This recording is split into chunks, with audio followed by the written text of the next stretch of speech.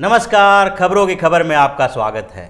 गांधी परिवार का भविष्य अधर में लटकता दिखाई पड़ रहा है और प्रधानमंत्री नरेंद्र मोदी, राहुल गांधी, सोनिया गांधी और प्रियंका गांधी, इन लोगों का जो गांधी परिवार के कांग्रेसी लोग हैं, उनका जो राजनीतिक कैरियर है वो खत्म कर चुके हैं। अब इन लोगों को पनपना मुश्किल दिखाई पड़ रहा है। ऐसा लगता नहीं है कि राहुल गांधी का राजनीतिक भविष्य अब कुछ उज्जवल हो पाएगा और राजनीति में वो आगे कुछ कर पाएंगे। जिस तरह की घटनाएं अभी सामने धीरे धीरे एक पर एक आई है, उसके बाद तो और ऐसा लगने लगा है कि राहुल गांधी खुद भी ये महसूस करने लगे हैं कि अब उनका राजनीतिक भविष्य है नहीं। वो 2024 के चुनाव में भी कांग्रेस कुछ करने वाले नहीं हैं और इससे बढ़िया है कि अब बुद्धिजीवी वर्ग की तरह हम ऐसी ऐसी बातें करें जिससे कम से कम उनकी गिनती जो हो एक मार्गदर्शक टाइप का हो, यानी कि उनको लगे कांग्रेस के दूसरे नेता से लेकर कांग्रेस के पार्टी के कार्यकर्ता तक जो अभी बचे हुए हैं, जैसे कांग्रेस के कार्यकर्ता जो अभी भी कांग्रेस के साथ खड़े हैं, उनके लिए बात कर रहे हैं, क्योंकि वो अभी भी दुविधा में हैं और उनकी दुविधा को खत्म करने के लिए वो सोचते हैं कि उनको अपने अंदर कम से कम संतुष्टि हो इस बात का कि राहुल गांधी कुछ न कुछ कर रहे हैं। राहुल गांधी कर क्या रहे हैं? जब कोरोना संक्रमण की बात करते हैं तो अभी कोरोना के दौर में भी राहुल गांधी शुरुआती दौर से ऐसे ही कंफ्यूज नजर आ रहे थे। इस बीच जब प्रधानमंत्री नरेंद्र मोदी ने 20 लाख करोड़ रुपए का आर्थिक पैकेज घोषित किया तो कुछ दिन तक कांग्रेस कोमा में रही। कांग्रेस ने एक दो दिन तक तो कांग्रेस के तरफ से कोई प्रतिक्रिया ही ऐसी नहीं आ रही थी कि आखिरकार होना क्या चाहिए, क्या बोला जाना चाहिए। धीरे धीरे राहुल गांधी के सलाहकार जो पहले से ही उनको अधर में लटकाने के चक्कर में लगे हुए हैं, ये लोग पहले से ही सोच रखे हैं कि राहुल गांधी को ऐसी सलाह दो जिससे खुद ब खुद ये राजनीति से संन्यास ले लें।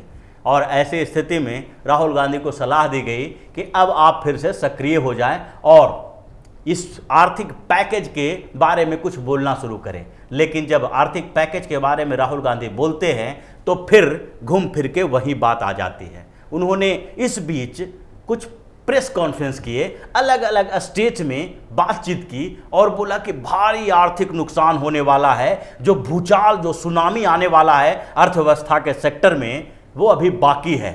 और इसलिए कुछ सुझाव उन्होंने प्रधानमंत्री नरेंद्र मोदी को दी। लेकिन ये सुझाव क्या थे, ये सोचने वाली बात है। सुझाव था कि डायरेक्ट बेनिफिट ट्रांसफ़र के माध्यम से किसानों को, मजदूरों को जो उनके खाते हैं, उनके खातों में पैसा जमा किया जाए। अब इनको ये समझ में नहीं आ रहा है कि डायरेक्ट बेनिफिट ट्रांसफ़र की जो बात आई है, ये जो ये योजना चली है, ये प्रधानमंत्री नरेंद्र मोदी की उपज है। इन्होंने ही शुरुआत की थी। और जब प्रधानमंत्री की इस योजना पर अमल हो रहा था, जब आधार कार्ड को और वोटर आईडी कार्ड को, इन चीज़ों को जब लिंक किया जा रहा था अकाउंट में से, और आधार कार्ड और जो बैंक अकाउंट हैं उन दोनों को लिंक करके जनधन जैसी योजना, जनधन योजना के तहत खाते खुलवाए जा रहे थे, तो यही कांग्रेस और कांग्रेस के नेता इसका विरोध कर रहे थे।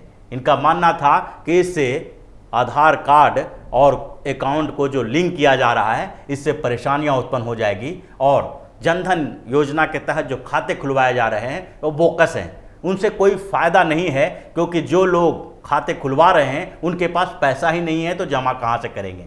लेकिन वो खाता जो खुलवाया गया था उसका प्रभाव अभी दिखाई पड़ रहा है, उसका जो सकारात्मक परिणाम सामने आ रहा है वो अभी आ रहा है, जबकि डायरेक्ट बेनिफिट ट्रांसफ़र के तहत इन लोगों के खातों में पैसा भेजा जा रहा है। अब राहुल गांधी के पास कुछ बोलने के लिए रहा नहीं तो अब क्या करेंगे? उनके पास कोई ऐसा साधन नहीं है जिसके माध्यम से वो प्रधानमंत्री मोदी की नीतियों की बुराई करें। वो करते क्या हैं? जो भी करते हैं वो दांव उल्टा पड़ जाता है। अभी कुछ समय पहले जब चीन और भारत की सीमा पर झड़प हुआ और चीन और भारत के बीच तनाव उत्पन्न हुआ, तो अधीर रंजन चौधरी जो कांग्रेस के लोकसभा में नेता हैं, उन्होंने एक ट्वीट कर दिया और उस ट्वीट में उन्होंने ताइवान को लेकर प्रश्न खड़ा किया। उन्होंने कहा कि चीन को सबक सिखाने के लिए ताइवान को ऐसे जैसे उसी तरह से उभारना चाहिए जिस तरह से भारत के खिलाफ पाकिस्तान और चीन जो षड्यंत्र करता है कश्मीर मुद्दे को लेकर। लेकिन राहुल गांधी को ये बात अच्छी नहीं लगी और गांधी परिवार इसमें सक्रिय हो गया कि चीन से जो नीति हमने मानी है, जो पुराने बरसों घिसी पिटी नीति हमारे चीन के प्रति है कि वन चाइना पॉलिसी हम मानते हैं, ताइवान को चीन का हिस्सा मानते हैं, वो नीति कभी भी इधर से उधर नहीं होनी चाहिए। चाहे चीन हमारे ऊपर कुछ भी कर दे, कैसे भी हमला कर दे, लेकिन हम अपनी नीतियों पर अडिग रहेंगे। जो हमने पहले तिब्बत में किया, कांग्रेस की ही सरकार है, कांग्रेस की ही देन है कि आज तिब्बत को भारत ने चीन का हिस्सा मान लिया। अगर तिब्बत उसी तरह से विवादित क्षेत्र बना रहता और भारत उसको मान्यता नहीं देता तो आज चीन के ऊपर उसी तरह दबाव रहता जिस तरह पाकिस्तान और चीन मिलकर भारत के ऊपर दबाव बनाने की कोशिश करता है कश्मीर के मुद्दे पे। लेकिन हम उस समय विफल हो गए।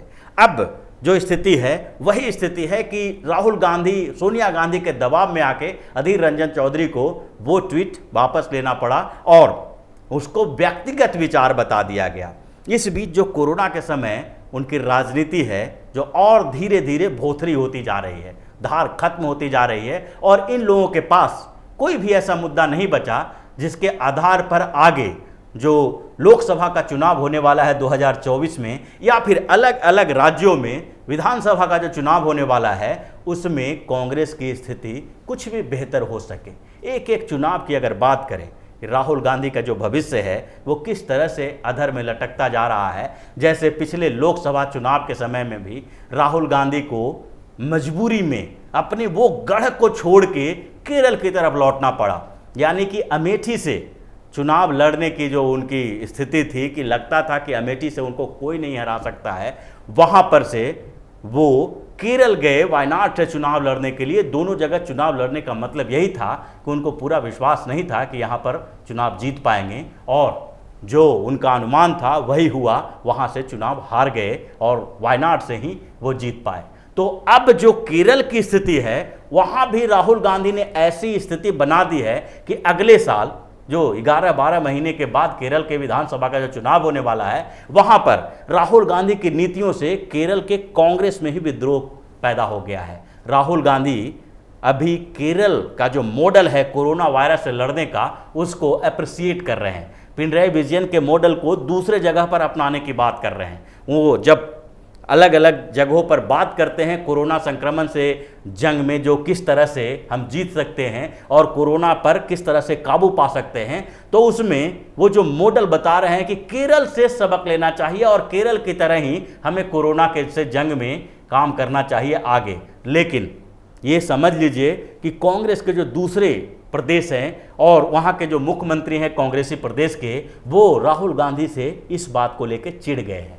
दो तरह के लोग हैं, एक तो केरल कांग्रेस और दूसरी तरफ से राहुल गांधी के इस व्यवहार से पंजाब, राजस्थान के जो कांग्रेस के मुख्यमंत्री हैं वो भी इसी तरह से इनसे चिढ़े हुए हैं कि ये हमारा मॉडल न देख के वो केरल का मॉडल देख रहे हैं। जबकि केरल में कांग्रेस और वाम पार्टियों के बीच जंग छिड़ी हुई है। वहाँ के कांग्रेसी नेता पिनराई विजयन पर आरोप लगा रहे हैं। कुछ समय पहले ही एक जो माइग्रेटेड लेबर की समस्या थी, एक जगह चेक पोस्ट पे जो वहाँ पर कुछ माइग्रेटेड लेबर को रोक के रखा गया था, तो वहाँ कांग्रेस के 5 नेता पहुँचे और जब वो 5 नेता वहाँ पहुँचे तो उसके बाद उन लोगों ने पिनराई विजयन के ऊपर, उनकी सरकार के ऊपर, कम्युनिस्ट सरकार के ऊपर आरोप लगाना शुरू कर दिया। और जब इस बीच पिनराई विजयन ने इतना तानाशाही रवैया अपनाया कि उन 5 कांग्रेस के नेताओं को, वो जो कांग्रेस के एमपी हैं, कांग्रेस के प्रदेश के बड़े लीडर हैं, उन 5 नेताओं को क्वारंटाइन सेंटर भेज दिया गया। क्वारंटाइन सेंटर इसलिए भेज दिया गया कि अगले 14 से 21 दिनों तक ये कुछ कर न पाएँ, कुछ बोल न पाएँ। और कांग्रेस के नेता इस बात को केरल में मुद्दा बना रहे हैं। जबकि दूसरी तरफ राहुल गांधी हैं जो पिनराई विजयन के मॉडल को बढ़ा चढ़ा के पेश कर रहे हैं, क्योंकि वामपंथी पार्टियों से इनका लगता है कुछ ज़्यादा ही जुड़ाव होने लगा है। अब एक कांग्रेस से संन्यास लेकर हो सकता है कि वामपंथी पार्टियों के साथ जुड़ाव अपना कर ले। तो जो पूरी व्यवस्थाएं अभी कांग्रेस की है वो राहुल गांधी की नीतियों से चरमरा गई है और अब उनके संन्यास लेने का वक्त आ गया है। क्योंकि आगे जो लोकसभा चुनाव हो या अलग अलग क्षेत्रों में, पश्चिम बंगाल में, बिहार में, केरल में, इन जगहों पे होने वाला विधानसभा चुनाव हो, धीरे धीरे कांग्रेस वहाँ कमज़ोर होती जाएगी। सरकारें जहाँ भर भी गठबंधन में सरकारें हैं भी, वहाँ भी सरकारें इसकी खत्म होगी। पश्चिम बंगाल में कांग्रेस के लिए कोई उम्मीद नहीं है, केरल में भी कांग्रेस की उम्मीद खत्म हो चुकी है, और आगे बिहार में जब चुनाव होगा तो वहाँ बिहार विधानसभा चुनाव के लिए भी अब कांग्रेस को राजद भी अपने साथ लेने के लिए तैयार नहीं है। राजद भी अपनी अलग रणनीति बना रहा है, और दूसरे जो महागठबंधन बनाया गया था पिछली बार बिहार के लिए, वो महागठबंधन की सब पार्टियां कांग्रेस के खिलाफ अभियान चला रही है, और सब लोग अपने स्तर पर कांग्रेस को अलग थलग करके चुनाव लड़ने की तैयारी में लगे हुए हैं। तो पूरी जो स्थितियां ऐसी बन चुकी है, और प्रधानमंत्री नरेंद्र मोदी ने जो इस बीच अपनी स्ट्रेटजी बनाई है, उसके बाद कांग्रेस और गांधी परिवार कोमा में चला गया है। गांधी परिवार का राजनीतिक भविष्य पूरी तरह से अधर में लटक गया है, और राहुल गांधी अब एक अलग छवि बनाने की कोशिश में लगे हुए हैं, जिसको राजनीतिक छवि नहीं कहा जा सकता। उनके पास कोई विजन दिख नहीं रहा है। वो विजन जो दिखाने की कोशिश करते हैं, उसमें अपने ही जाल में फंस जाते हैं। चाहे अभिजीत बनर्जी के साथ बातचीत हो, रघुराम राजन के साथ बातचीत हो, या फिर अभी जो उन्होंने प्रेस कॉन्फ्रेंस के तहत अलग अलग स्टेट में स्थितियों का जायजा लेने के लिए बातचीत की है। ये सारे मामलों में वो वही मुद्दा उठाते हैं जो पहले से हो रहा है, इसलिए उनके मुद्दे को कहीं तवज्जो ही नहीं दी जाती है, और धीरे धीरे वो राजनीतिक सुसाइड की तरफ, पॉलिटिकल सुसाइड की तरफ बढ़ते जा रहे हैं। तो अब देखिए कब राजनीति से संन्यास लेकर राहुल गांधी अब मार्गदर्शक मंडल में चले जाते हैं, वो धीरे धीरे इसकी स्थितियाँ जो है क्लियर होगी, सामने आएगा। ये समय हो सकता है कि कुछ बढ़ जाए, लेकिन प्रधानमंत्री नरेंद्र मोदी ने जिस तरह से इन गांधी परिवार के लोगों के राजनीतिक भविष्य को बिल्कुल अधर में लटका दिया है, उस पर ग्रहण लगा दिया है, उससे यही लगता है कि कांग्रेस मुक्त भारत तो होगा ही, और साथ साथ गांधी परिवार से मुक्त कांग्रेस भी होगा। कांग्रेस पूरे भारत में धीरे धीरे खत्म होगी, और फिर से कांग्रेस के अंदर जो आवाज़ उठेगी, उसमें गांधी परिवार को भी कांग्रेस से बाहर कर दिया जाएगा। तो इसी तरह की खबरों के साथ फिर से हाजिर होंगे। तब तक के लिए बने रहिए हमारे साथ और देते रहिए हमें सहयोग, ताकि इसी तरह की खबर हम आपके लिए लाते रहें। धन्यवाद।